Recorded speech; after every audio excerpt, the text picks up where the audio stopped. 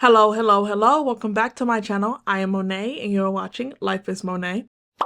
Today we're going to talk about some potentials for my August TBR. I am still avoiding really rigid TBR structures because yeah, it's still a summer month and summer is still a reading slump era for me. And so yeah, I'm still keeping it very loose and free.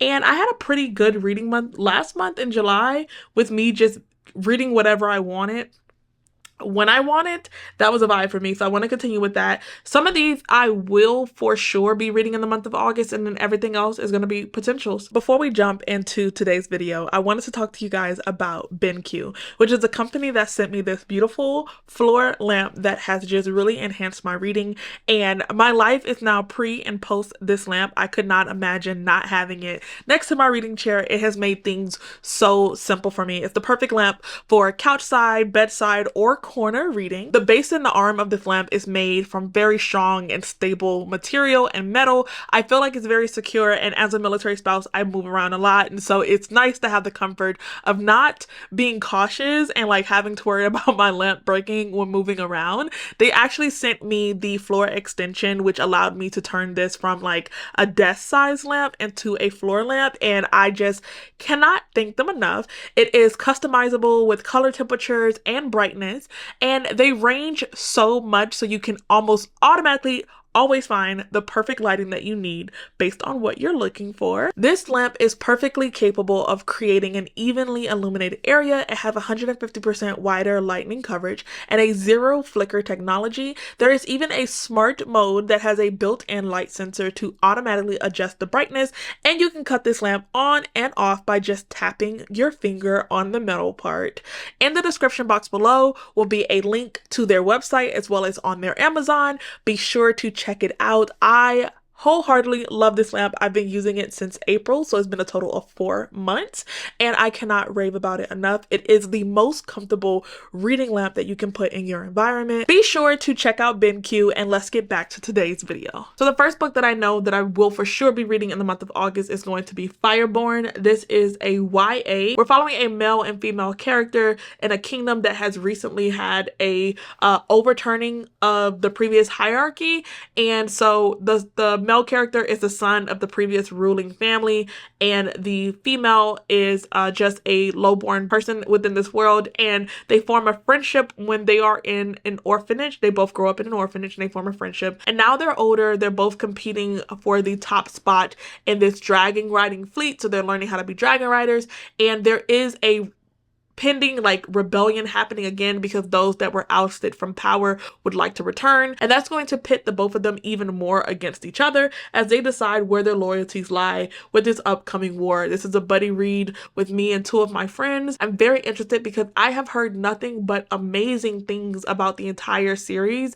Every single person I've seen review this series, especially the final book, I've heard fantastic things about Flamefall, and I'm interested. I'm sold. I can't keep hearing too many people say that the book is amazing and I don't pick it up. So yeah, I convinced my friends to buddy read Fireborn with me. The next book that I know for sure I'm going to be picking up is going to be She Who Became the Sun. This will be a reread for me in anticipation for the sequel, which is He Who Drowned the World.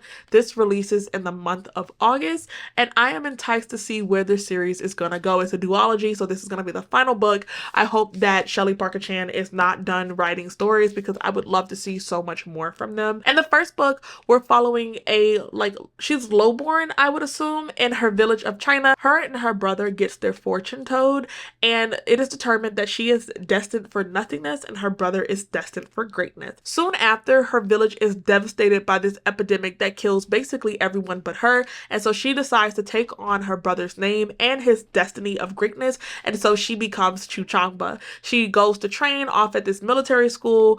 This is set during like a Mongol empire, and so she is set up to be one of the leading war generals against the Mongol Empire. And again, I'm just so interested in reading the sequel because I cannot wait to see how this is going to tie up the duology. A little fun fact, when I first heard about this book, I pre-ordered it. I started reading it immediately and then I DNF'd it. This is a book that I put down in the beginning because it just was not working for me and I felt like it was mismarketed and my expectations were just not appropriate. But then a few days after me DNFing the book and my expectations were adjusted, I realized that I actually did have an interest in where the story was going, and I decided to go back to it and read it with an open mind and not with all of the just mismarketing in my head, and I ended up enjoying it so much more the second time after DNFing. The next one is a potential. I feel like I'm in the mood for some romances, and so I picked up two randomly from my shelf. The first one is going to be Bringing Down the Dude. In this book, we're following the brilliant but destitute Annabelle, who is one of the first female students admitted into Oxford University. Her scholarship depends on her ability to rally men and get them to champion women's rights in support of the women's suffrage movement that is starting to make its way through England. Her specific target is the Duke of Montgomery, who is the commander of Britain's politics. Instead of letting her woo him to the side of the women's rights, he presents Annabelle with a challenge all on his own, and she will have to make a choice. This is gonna be my first time reading, I think, historical romances. I've never actually picked one up before. I've read historical novels that include a romance, but I've never picked up specifically a historical romance, so I'm interested to see if I'm going to like this. I typically don't like mass market paperbacks, and I also don't like the covers that are typically on historical romances and like Regency and Regency romances. I just don't like the covers. I don't like the format that they come in, and I just have never bothered to read them in digital format at all. I just see them and I don't pick them up. But this cover kind of got to me, as well as like all the hype around the book, and so I'm interested to see if there's something here that I would enjoy, and I just need to get past my preferences of not wanting to read mass market paperbacks. The second romance that I'm thinking about reading is a YA arc that was sent to me recently, and that is going to be Her Good Side. This is the first YA written by Rebecca Weatherspoon, who is an author that I wanted to read adult books from as well, because I've heard that they get very steamy, but I could not help myself with picking up their first YA romance. We're following Bethany, who is essentially popular but a late bloomer. She's never had a boyfriend or a kiss or a date, and when she asks her crush to go to homecoming with her, he turns her down due to her being so inexperienced. And so she sets up a platonic date with her best friend's boyfriend Jacob, and they decide to go to homecoming together, except her best friend actually breaks up with him. And so now she's stuck going on this fake date with her best friend's ex-boyfriend, and they set up a game plan of their own, and that is for them to fake date in preparation for the upcoming homecoming, and that triggers a development of a romantic relationship between the two of them. I got this book like a few months ago, and I haven't seen or heard anyone talk about it. I'm still not even sure if it's out yet. I will need to double check that, but I will be possibly picking it up in the month of August to give my review, so be on the lookout for that. For the next book I'm thinking about picking up, I probably will, and that is going to be Dark Corners. This is the sequel to The Night Swim, which is a book that I loved. It is a kind of like murder mystery that's told in a podcast form, because we're following a podcaster who's very popular, and she looks into unsolved crimes or people that have been wrongly convicted of something that they did not do.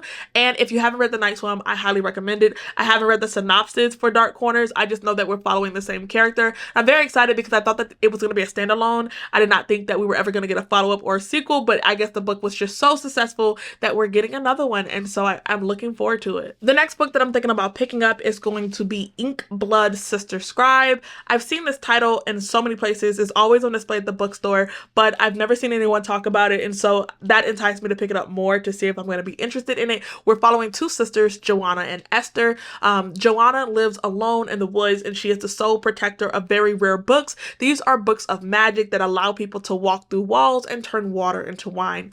Esther, on the other hand, is desperate to get away from the magic that killed her mother, and so she has run away. She's researching at this base in Antarctica, and she's found some semblance of normality in her life. She even has a potential love interest. But then something takes a turn for the worse, and Esther is afraid that her and her sister Joanna are in danger. The two sisters are going to have to return to each other, team up, and unravel the secrets that their parents kept away from them that also devastated their family in order for them to ensure their safety. And then the last potential book that I might pick up in August is going to be The Wolf.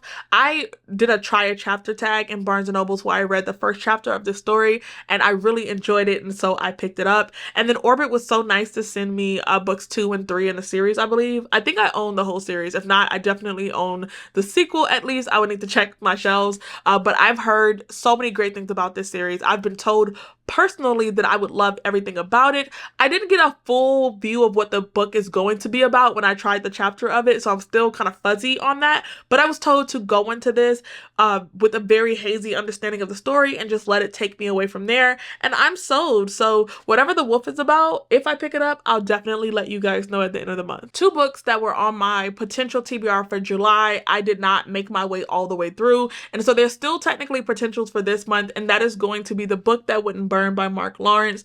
I did not get a chance to pick it up in July at all, and so maybe I'll finally get around to it in the month of August, but I'm not really sure yet because I'm starting school again, and I just need to see, like, you know, my new work-life balance and what that is going, or school life balance and what that's going to look like. And then also there is the series by Carissa Broadbent, which is The Serpent and the Wings of Night, and The Ashes and the Star-Cursed King. I'm hoping to finish up this duology in the month of August, but who knows if I'll ever actually make my way around to it. If not, it'll happen sometime before this year is up.